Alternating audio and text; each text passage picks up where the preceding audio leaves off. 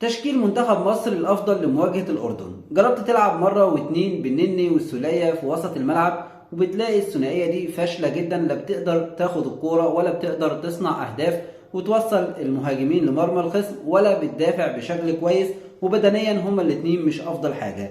إذا بما إن الاتنين مش أفضل حاجة لازم يكونوا على الدكة. إذا لازم تلعب بلاعب في وسط الملعب أكتر حركة وأكتر قوة وأكتر نشاط زي أكرم توفيق، وكمان تكون محتاج معاه لاعب زي اسلام عيسى في مركز رقم 10 يلعب حر، يلعب تحت راس الحربة، يكون عنده اللمسة وعنده الباص اللي يقدر يوصل المهاجم لمرمى الخصم.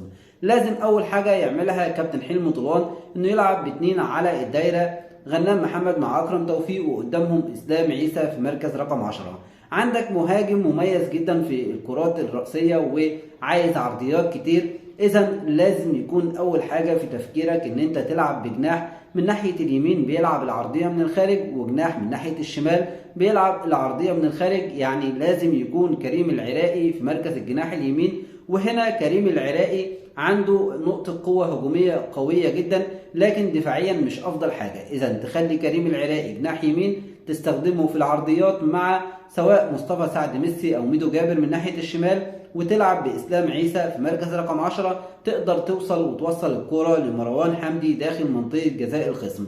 هتعوض كريم العراقي في مركز الباك اليمين بأحمد هاني لاعب سيراميكا كليوباترا، باك يمين مميز جدا ويقدر يلعبها ويقدم أداء قوي. التشكيل الأفضل بالنسبة ليا في حراسة المرمى محمد بسام باك يمين، احمد هاني قلبين الدفاع رجب نبيل مع ياسين مرعي، باك شمال يحيى زكريا، في وسط الملعب على الدايره غنام محمد مع اكرم توفيق، في مركز رقم 10 اسلام عيسى. وهنا زي ما قلت لك اسلام عيسى هيكون مهم جدا في المكان ده. جناح يمين هنلعب بكريم العراقي، وجناح شمال هنلعب بمصطفى سعد ميسي، وراس الحربة مروان حمدي. ده التشكيل الافضل، ده التشكيل اللي لازم نبدا بيه علشان نقدر نوصل لمرمى الخصم، سواء بالعرضيات من الاجنحه سواء من وسط الملعب عن طريق اسلام عيسى.